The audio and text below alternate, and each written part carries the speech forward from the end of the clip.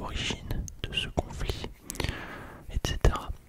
Tu peux débloquer la version longue de la vidéo en rejoignant la chaîne en description. C'est moins d'1 euro et si tes parents ne peuvent pas te le payer, parce que je sais qu'il y a beaucoup de jeunes sur ma chaîne, tu m'envoies un mail et je te débloque la version longue gratuitement. Je l'ai déjà fait pour des abonnés.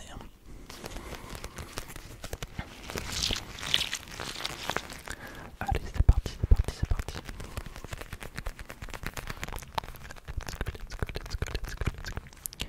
La Seconde Guerre mondiale trouve ses origines dans le traité de Versailles, donc dès 1919, qui humilie et affaiblit l'Allemagne. Perte territoriale, lourde réparation, 132 milliards de marks or, une armée réduite de 100 000 hommes sans chars, etc. Et ils doivent assumer seuls les responsabilités de la guerre. Et donc, ce contexte nourrit un nationalisme revanchard, exploité par Adolf Hitler, bien sûr. Et la crise de 1929, le krach boursier, va aggraver la situation. En Allemagne, en 1933, le chômage massif et la défiance envers les démocraties facilitent l'ascension du nazisme. Les démocraties qui sont perçues comme des systèmes qui ne peuvent pas résoudre les crises. Ailleurs, d'autres régimes totalitaires émergent. On a Mussolini en Italie, Staline en URSS et aussi au Japon. Et tous rejettent les démocraties et prônent l'expansion agressive, une expansion agressive de leur territoire, de leur contrôle. Et en fait, dans les années 1930, ces puissances passent à l'action. Le Japon envahit la Mandchourie, l'Italie envahit l'Éthiopie, Hitler réarme l'Allemagne, il remilitarise la Rhénanie en 1936. Il annexe l'Autriche en 1938. Il obtient la Tchécoslovaquie sans résistance. Donc cette politique d'apaisement et de non-activité, cette politique passive des démocraties encourage le comportement d'Hitler et des régimes totalitaires.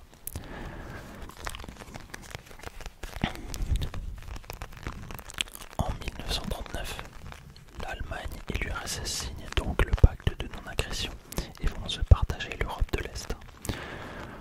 Et ça ouvre la voie au déclenchement de la guerre, bien sûr. Donc en fait, c'est vraiment l'inaction des démocraties face au régime totalitaire qui a facilité cette montée en puissance. Une leçon historique qui reste vraiment pour moi pertinente.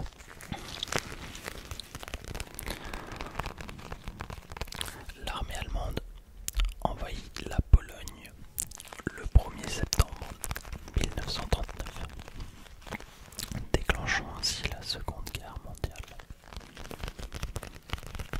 En réponse,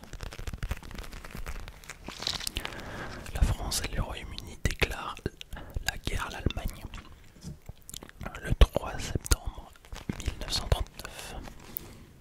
C'est le début de la Seconde Guerre mondiale. Je vais un petit peu changer mes déclencheurs.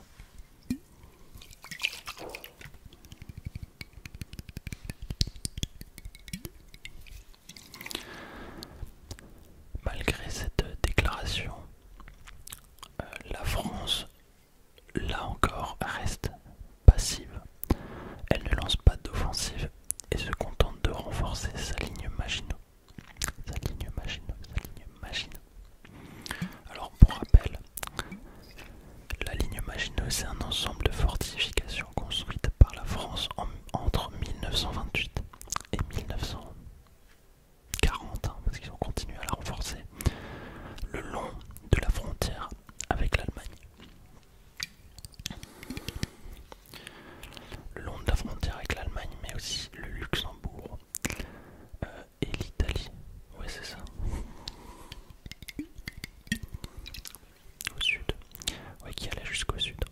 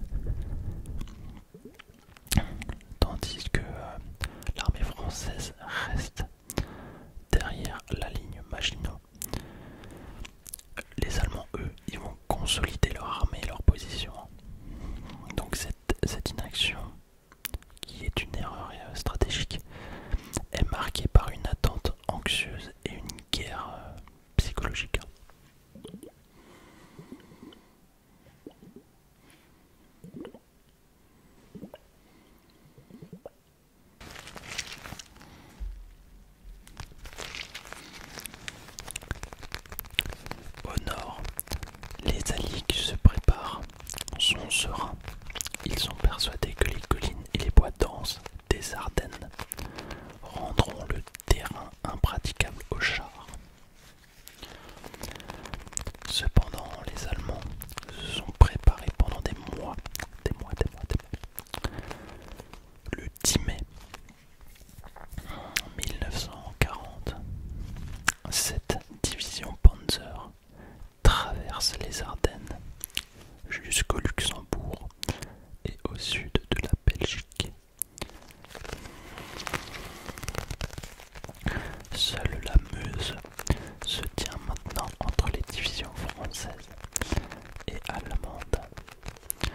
Bien sûr, les Allemands utilisent la fameuse stratégie du Blitzkrieg.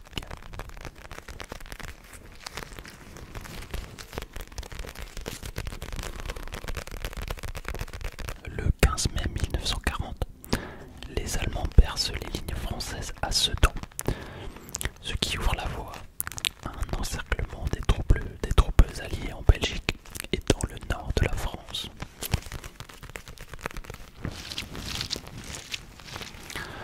Et seulement 5 jours après, les Allemands atteignent la Manche à Abbeville, coupant les forces alliées en deux.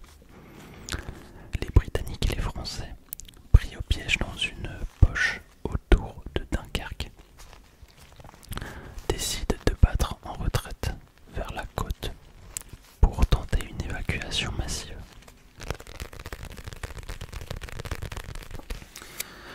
Il y a un film qui s'appelle Dunkerque qui explique très bien ce côté historique de la guerre.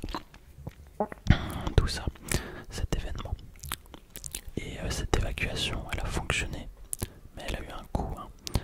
Mais elle a quand même permis de sauver environ 338 000 soldats alliés. Voilà, même si elle a eu un coût en matériel et en hommes, il y a eu des lourdes pertes quand même.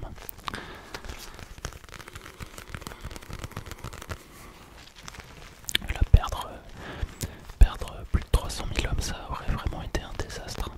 Vraiment. Donc heureusement qu'il y a eu cette évacuation.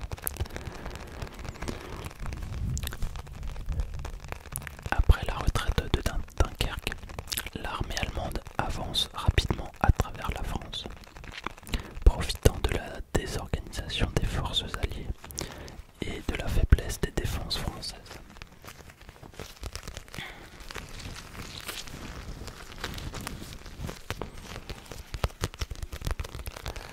À partir du 5 juin 1940, les troupes allemandes lancent l'opération Fallrott,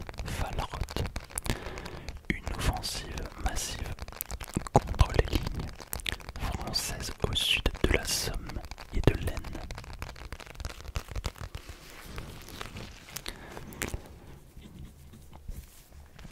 Le 7 juin 1940, Amiens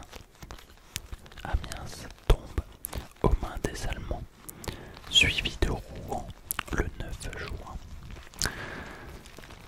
Les forces françaises qui sont donc déjà affaiblies par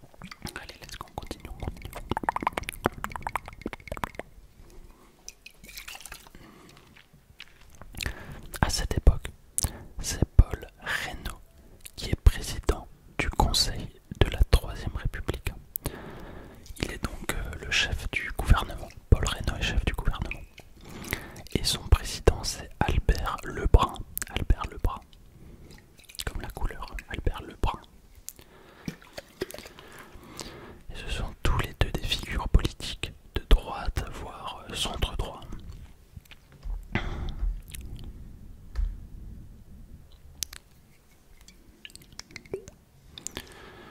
Après cette débâcle de l'armée française, le gouvernement de Paul Reynaud est profondément divisé sur la question de la poursuite des combats, du combat plutôt. Face aux divisions internes et à la pression de nombreux responsables politiques et militaires, Reynaud va démissionner le 16 juin 1940. Le président de la République, Albert Lebrun, va alors nommer le maréchal Pétain comme chef du gouvernement en raison de son prestige lié à la victoire de Verdun en 1916 et de son image d'homme providentiel.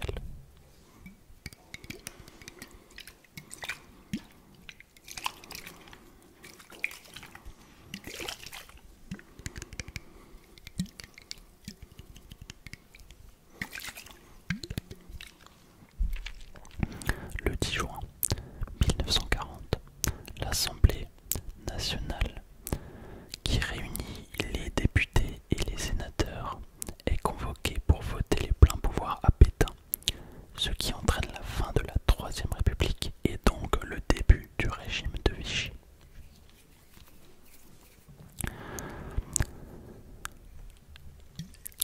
J'essaie quand même de faire des triggers en parlant, hein. Je sais que vous aimez ça, et de faire quand même de temps en temps des pauses, hein, même s'il y en a beaucoup qui me disent que c'est trop lent, voilà, il y a trop de pauses triggers, donc j'en fais quand même, mais beaucoup moins. Donc là je pense que je trouve un bon équilibre, hein, faudra me dire. Alors, sur 649 parlementaires présents, 569 votent en faveur des pleins pouvoirs à Pétain, 80 s'y opposent et 20 s'abstiennent. Et parmi les opposants, on va surtout trouver des figures de la gauche républicaine et des socialistes, comme Léon Blum, Pierre Mendès ou Jean Zay aussi. Les soutiens en fait à Pétain proviennent essentiellement de la droite conservatrice, des nationalistes, de certains modérés aussi qui voient en lui une opportunité de restaurer un ordre moral. Oulala, je pas nettement. Un ordre moral. Et d'en finir avec ce qu'ils considèrent comme le laxisme du régime parlementaire de la Troisième République. Bon. Il faut quand même nuancer les choses. Beaucoup d'élus du centre, de l'extrême gauche et des socialistes votent aussi les pleins pouvoirs à Pétain. Et moi je comprends qu'il y ait autant de monde qui ait voté pour lui, parce que franchement, je sais pas si vous vous rendez compte, mais le climat qu'il y avait, le climat de stress, d'anxiété, Paris est tombé et est sous occupation nazie. Donc c'est une situation de stress énorme. Et Pétain est une figure, donc je pense que moi-même j'aurais voté pour lui. C'est une des pires, c'est la pire crise en France, hein, je pense. Ce qu'on a vécu avec la dissolution de l'Assemblée à côté, c'est du pipi de chat, je vous le dis.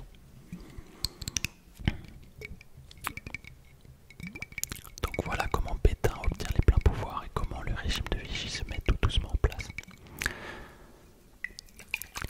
Il faut bien comprendre une chose que beaucoup de gens ne savent pas, c'est que après la fin de la Troisième République, la France est administrativement divisée en deux zones. Une zone occupée au nord, donc en haut, une zone occupée au nord par les Allemands, et une zone libre, on l'appelait la zone libre, au sud, donc en bas, contrôlée par Pétain avec le régime de Vichy. Donc le gouvernement français, si on peut dire. Donc voilà, la France est divisée en deux, et ça il faut bien le retenir, c'est important.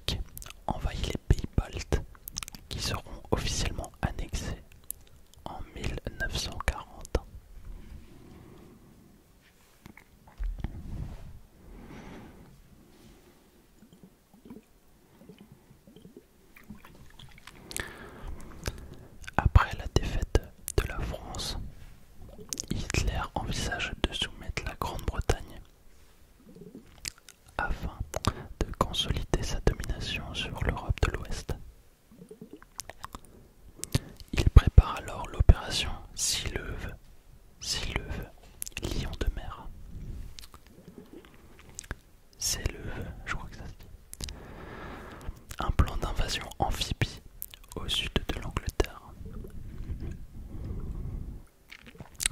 Par contre, cette invasion elle dépend de la destruction préalable de la Royal Air Force, ce qui conduit à la bataille d'Angleterre à partir de 1940, de juillet 1940, pardon. Donc là, la Luftwaffe va lancer des attaques sur les aérodromes et infrastructures britanniques pour affaiblir les capacités de défense aérienne du pays. Face à une résistance plus forte que prévu et grâce à l'utilisation du radar par les Britanniques, les Allemands échouent à obtenir la supériorité aérienne. Heureusement, parce que je pense que ça aurait changé le cours de la guerre.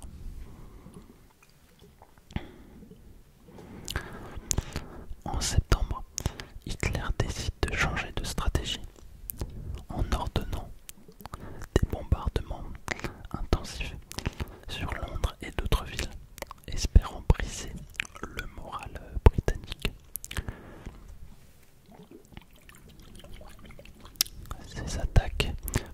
Ces attaques durent plusieurs mois. Elles causent d'importants dégâts et des milliers de morts, mais sans parvenir à forcer la capitulation britannique.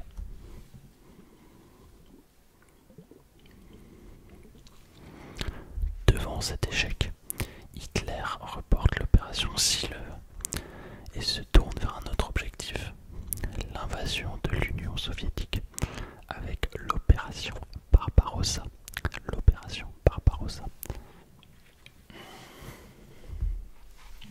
Juste boire un petit peu avant de commencer l'opération Barbarossa. À force de parler, j'ai la bouche sèche. Puis ça fait un peu d'ASMR.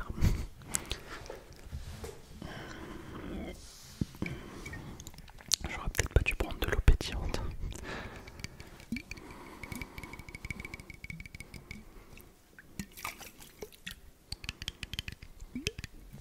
Alors on en était où? Oui, l'opération Barbarossa. Parce qu'en fait, Hitler considère l'URSS comme un ennemi idéologique, mais pas que, aussi racial. Et donc il veut tout simplement faire une colonie allemande, hein, rien que ça. Pardon. Donc l'opération est planifiée dès juillet 1940, juste après la victoire sur la France. Hitler pense alors que l'URSS va s'effondrer rapidement sous la pression de la Wehrmacht.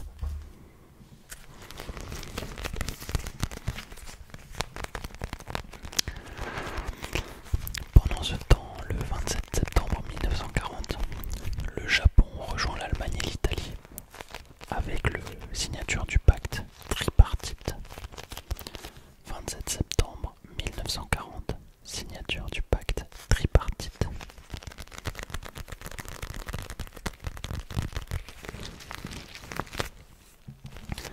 Mussolini, de son côté, se concentre davantage dans la conquête de nouvelles colonies. Depuis la Libye vers l'Égypte, de l'Afrique orientale vers la Somalie britannique et d'Albanie vers la Grèce. Mais c'est un échec complet pour ces troupes qui reculent face aux armées britanniques et grecques. Oui, les armées grecques.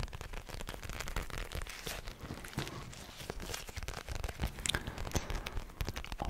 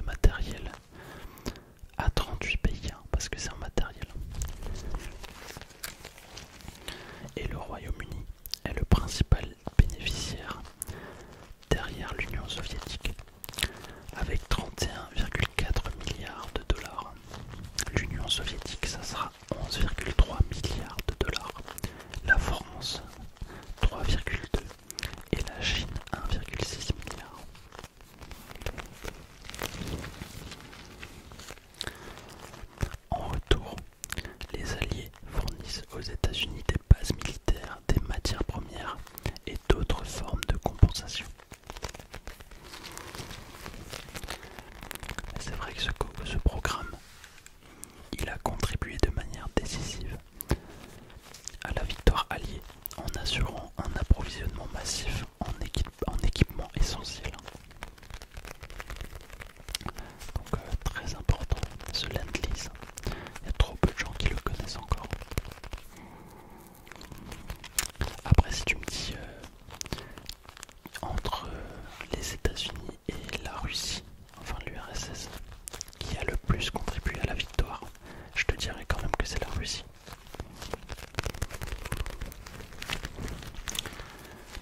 Après, entre la Russie et les pays occidentaux, ben là, je dirais que largement les pays occidentaux.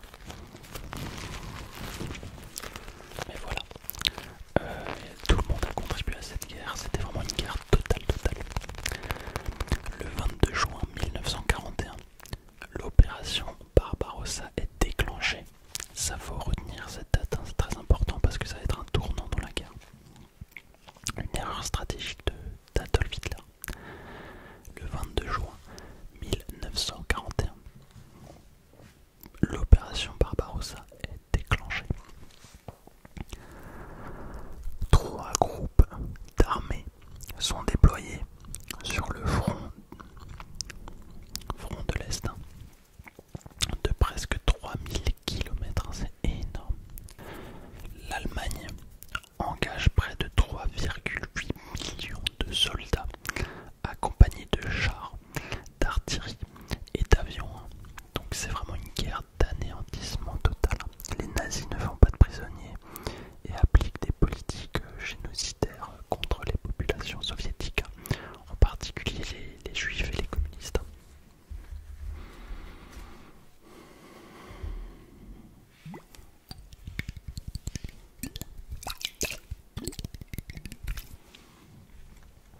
L'armée rouge, bien que numériquement supérieure, était mal préparée. Affaiblie par les purges staliniennes de 1937 et 1938 qui avaient décimé son commandement.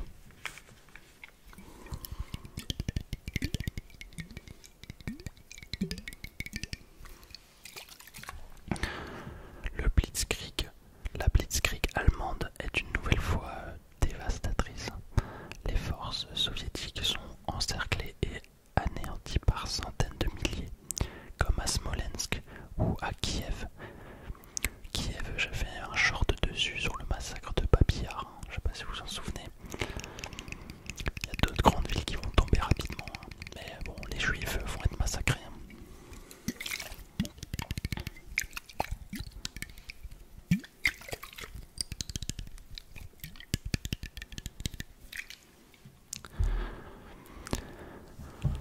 L'URSS, bien que surprise, réagit avec une mobilisation massive.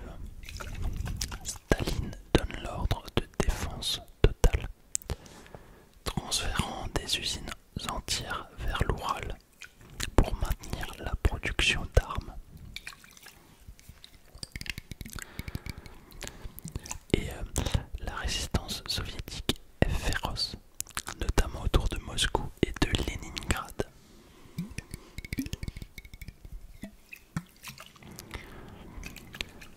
L'arrivée de l'hiver russe en novembre et décembre 1941 est catastrophique pour les Allemands, mal équipés et exténués après des mois de combat.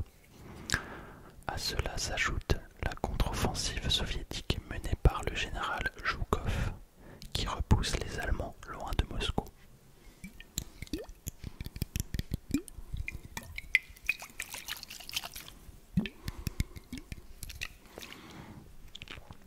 L'échec de Barbarossa est un tournant majeur de la guerre.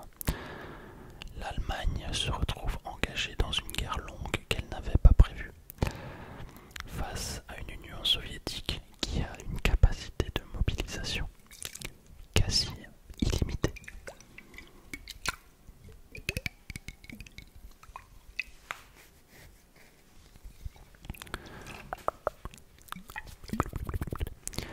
Du côté de l'Asie, pour contrer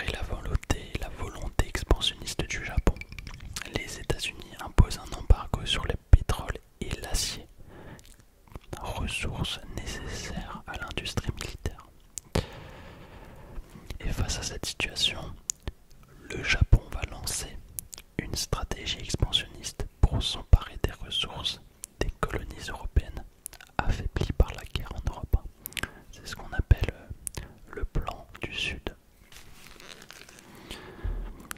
La seule menace sur sa route est la puissante flotte de la Navy américaine dans le Pacifique.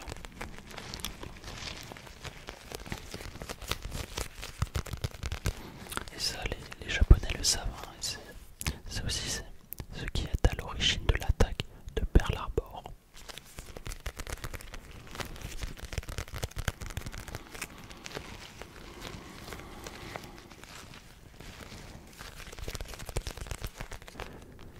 Donc, avec l'attaque de Pearl Harbor, les États-Unis se joignent alors aux Alliés.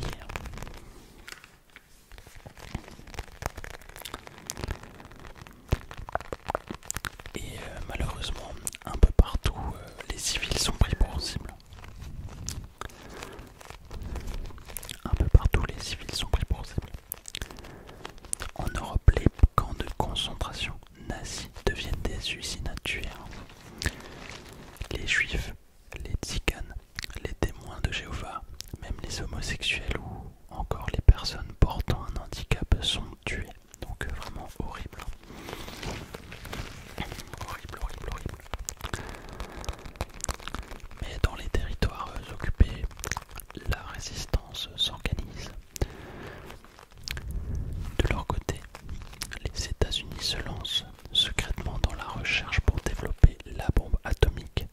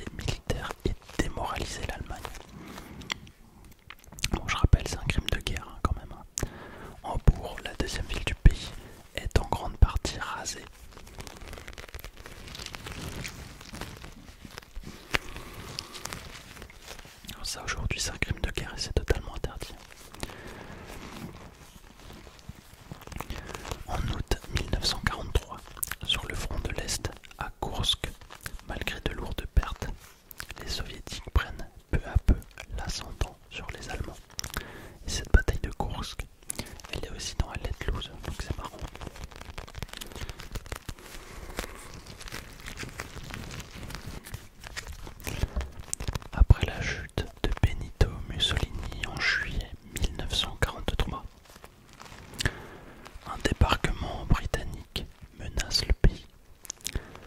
Le nouveau gouvernement italien signe un armistice avec les Alliés. Les Allemands ont anticipé ce scénario et prennent le contrôle d'une partie de l'Italie, notamment au nord. Pendant ce temps, les Alliés commencent les derniers préparatifs du débarquement de l'opération Overlord.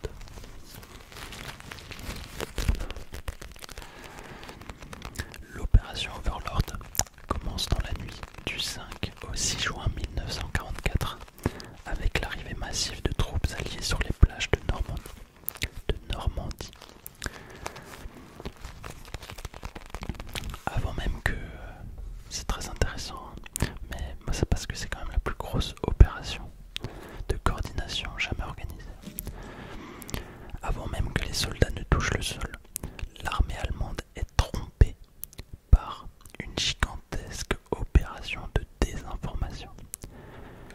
Les Alliés font croire à un débarquement dans le Pas-de-Calais grâce à une armée fictive commandée par le général Patton, composée de chars gonflables et d'installations factices repérées par les avions de reconnaissance allemands.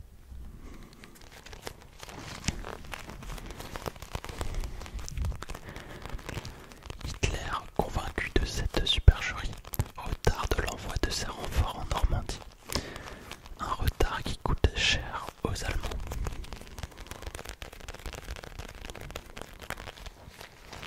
En fait, il me semble qu'il y avait un général allemand qui avait très bien anticipé et qui, lui, voulait, par contre je connais plus les noms, hein, mais lui voulait mettre les chars, tous les blindés, tous les équipements blindés lourds directement sur les plages.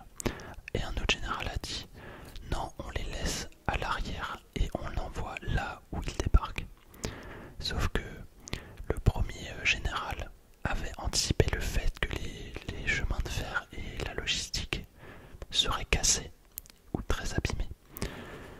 Et il avait raison finalement, parce que les chars ne sont pas arrivés à temps sur le bon endroit du débarquement. Enfin, ça c'est une histoire que j'avais vue il y a très longtemps, donc je m'en souviens plus, mais c'était intéressant. Petites erreurs tactiques qui peuvent coûter cher.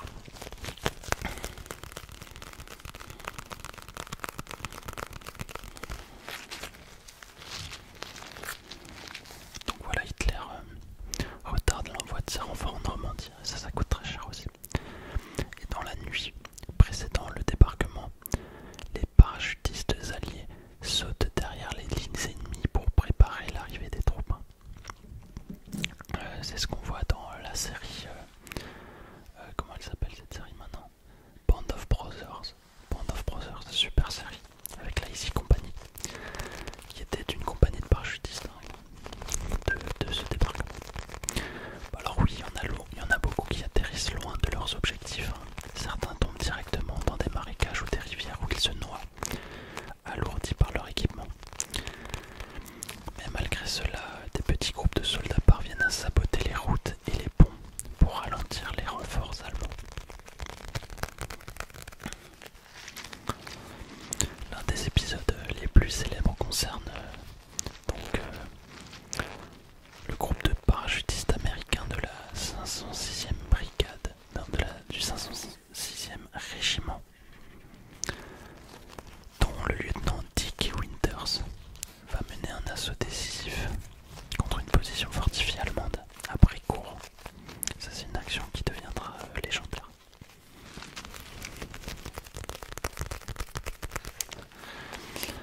Au petit matin,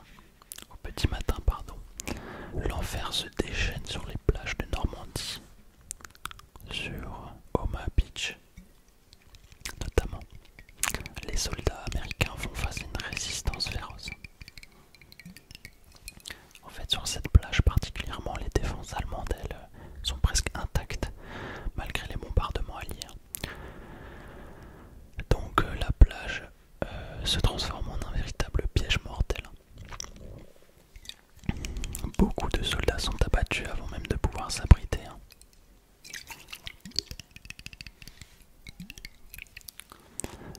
Le sergent Harrison Summers, lui, s'illustre en menant un assaut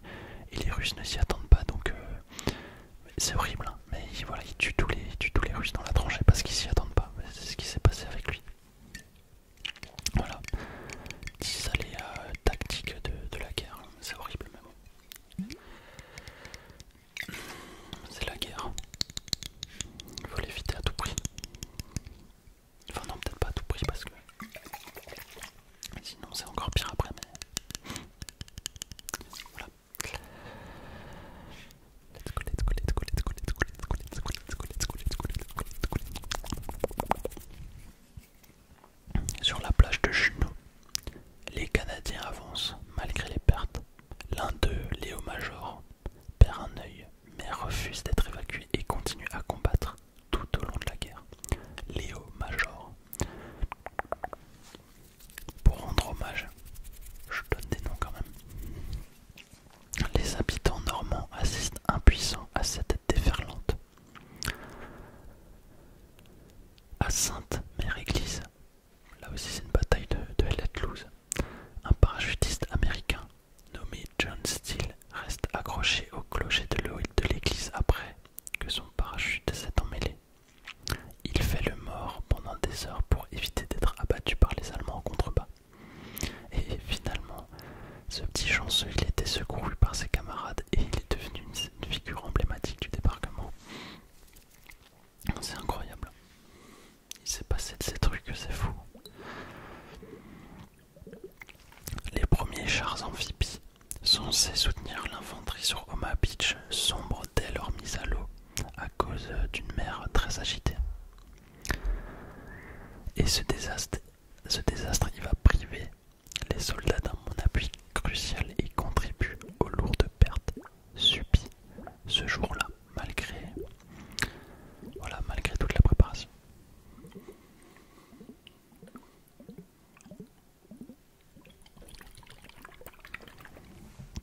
Mais malgré ces difficultés, les Alliés finissent par percer les lignes allemandes. En fin de journée, plusieurs têtes de pont sont établies et les troupes continuent leur progression dans l'arrière-pays normand. Donc l'opération Overlord est une victoire. Mais bon, il y a quand même 10 000 soldats alliés qui sont tués, blessés ou portés disparus dès le premier jour. Cette opération Overlord, ce débarquement français marque le début de la libération de la France et annonce la chute du Troisième Reich, le Troisième Empire.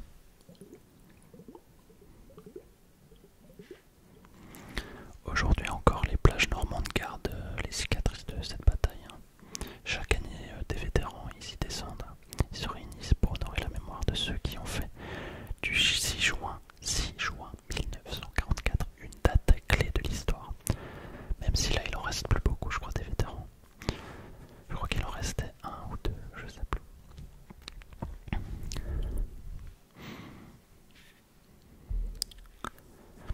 Le 21 avril 1945, les premiers soldats alliés entrent en Berlin. Ah, pardon, j'ai oublié une petite partie, c'est vrai. C'est vrai que l'URSS, à l'Est, a mené une vaste offensive qui a repoussé les Allemands sur 600 km pendant ce temps. Et en France, le général de Gaulle, il rentre dans Paris et presque partout, l'avancée alliée libère les pays un à un, pendant qu'à l'Est, les soviétiques reprennent du terrain. Roosevelt et ses homologues préparent la fin de la guerre et ils obtiennent notamment la création future de l'Organisation des Nations Unies, l'ONU.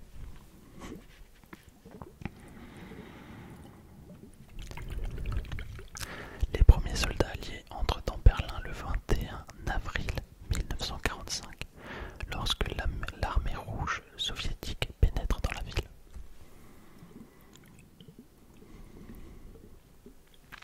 Après plusieurs jours de combats intenses, Berlin chute officiellement le 2 mai 1945. Hitler, retranché dans son bunker, se suicide 2 jours avant la chute de la ville. Et la capitulation du Reich est signée à Reims le 7 mai et elle est ratifiée à Berlin le 8 mai. Donc la date du 8 mai marque la fin de la Seconde Guerre mondiale. Mais tout n'est pas fini pour autant.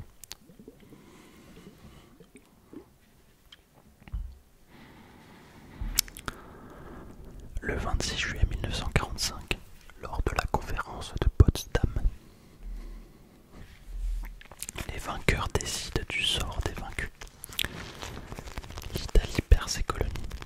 L'Allemagne est divisée et occupée, alors que l'Est du pays devient polonais.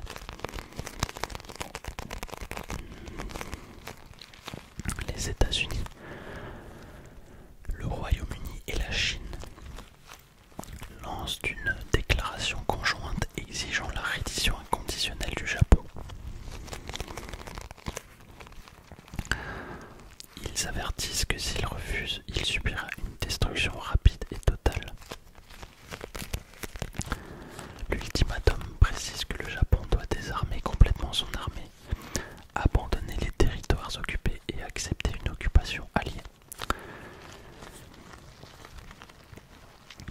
Le gouvernement japonais, dirigé par le Premier ministre Suzuki Kantaro, rejette publiquement cette demande, considérant qu'elle ne mérite pas de réponse.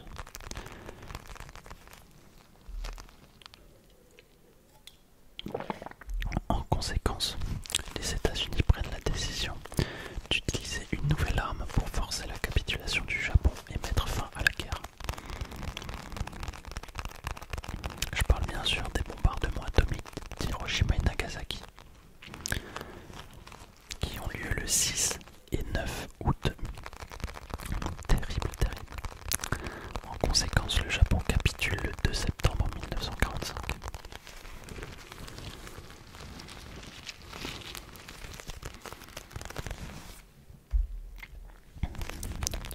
Capitulation du Japon le 2 septembre 1945. Si tu as aimé la vidéo, n'hésite pas à liker s'il te plaît. Et si tu en veux plus, n'hésite pas à rejoindre la chaîne. Ça permettra aussi de financer un projet de chaîne gaming que j'ai, qui va un peu révolutionner le monde du gaming, je pense. Faut faire confiance à mon imagination pour ça. J'explique un peu ça dans la vidéo. Voilà, j'explique aussi les avantages que tu peux avoir et le cadeau que tu peux avoir si tu déverrouilles le dernier badge. Et je te